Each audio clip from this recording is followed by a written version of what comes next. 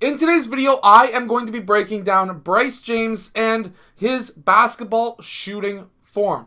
This is very important. He is a very good basketball player, potentially better than Bronny James. Who knows? We'll have to see, but let's get down. Let's check out how Bryce James shoots the ball.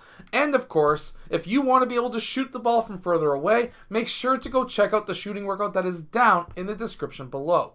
Okay, so let's really look at his form right now. At this point, I always like to tell players, if you are about to go for that gather, to take that shot, you should be looking at the rim. Now, obviously he's wearing goggles. It's going to be hard to tell if he's actually looking at the rim, but as we can see, his face is pointing down, which means that he is probably looking at the ball or looking at the main defender who is guarding him. Now, while you may think, looking at the rim may be a bad idea because this defender is going to think that you are about to shoot, which you probably are. By looking at the rim at all times, that's going to allow you to know where it is, for one, where you need to aim, for two, but also it's going to keep this guy guessing. The reason being is if you're always looking at the rim, he's always going to have the thought that you may be shooting, which means that he may be more interested in jumping for a hesitation, in which case you can drive on him. And obviously it'll still keep him guessing as well. I do like the fact that he gathers with his left hand and then he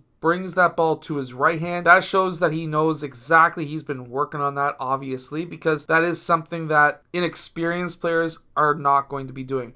A lot of inexperienced players are going to gather that ball two hands at the exact same time. And being a high school player, this is not something that you generally see a lot of, but he brings it left to right, gets his hands straight on top, which is fantastic. At this point, he is looking at the rim. His face is looking up. He is down pretty good into his shot, roughly 90 degrees on his hip, and we can see that he is roughly around 115 degrees on his knees as well. He's going to get some really good lift into his shot. He's gotten low enough. His elbow is in line, or his upper arm is in line with his body. It's not too far back. A lot of players, they'll bring that ball too far back. That ball is going to be here, and that's where their arms are going to be, which means that they have a further distance up into his shot, or into their shot. This is perfect. Straight down the side of his body. It's going to be a quicker release. He goes up.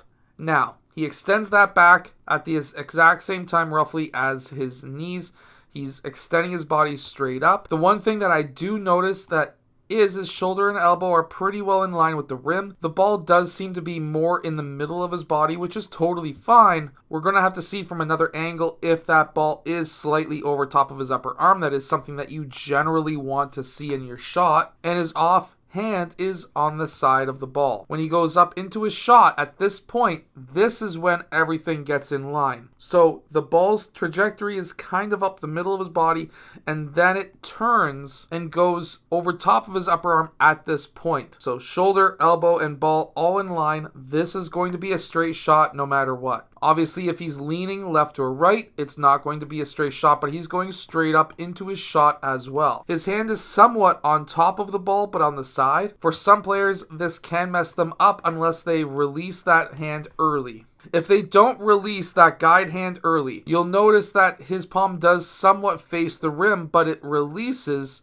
so that now it's only that one hand, his shooting hand, that is pushing that ball. Now, when he releases, his elbow is well over his forehead, which is fantastic. That's going to give him the arc that he needs. Something that I've been looking at very recently is the arm angle on release.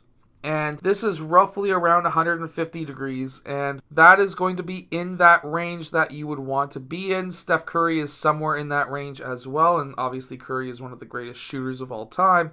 So this is going to be fantastic. He has great rotation on that ball. Now, when he goes up for that shot, we're going to really watch that Spalding name on that side. So, or Wilson, whatever it is. And that's going to be one full rotation there, two full rotations there, and then he gets roughly maybe 2.5 rotations on that ball.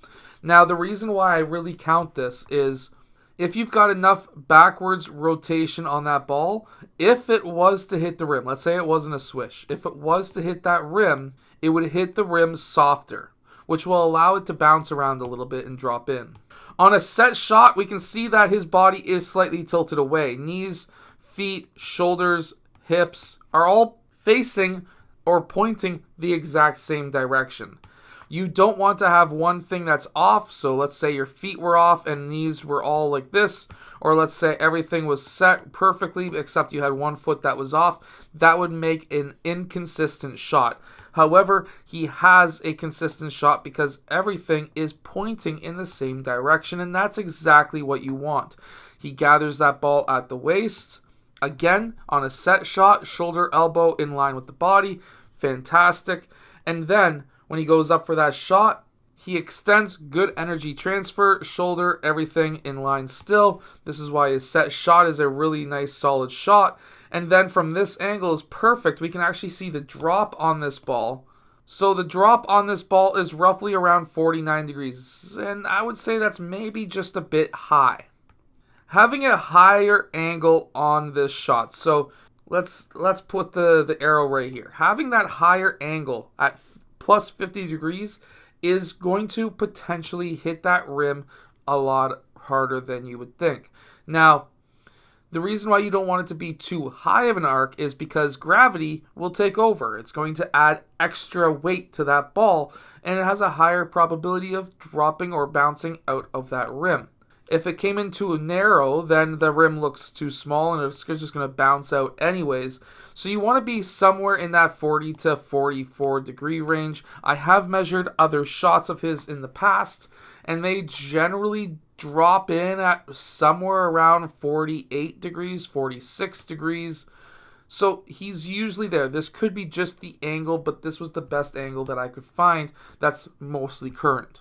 Now, when we get this side shot, watch what he's able to do, because this is really good. I love the fact that he's up on his toes really high. This is what's going to allow him to engage the Achilles, which is the springiness behind your jump. If you really want to jump higher, this is the part of your body that you really work on if you want to be able to get up into the air faster. Now, if we watch the energy transfer, extends the back first, knees after, gets that ball up early, set point is at the face, elbow above the forehead on release. It's going to be not the easiest shot to block.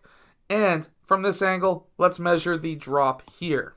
The drop on this one is at 41, which would be perfect. So make sure to go check out the shooting workout that is down in the description below. That's going to allow you to be able to shoot the ball from further away.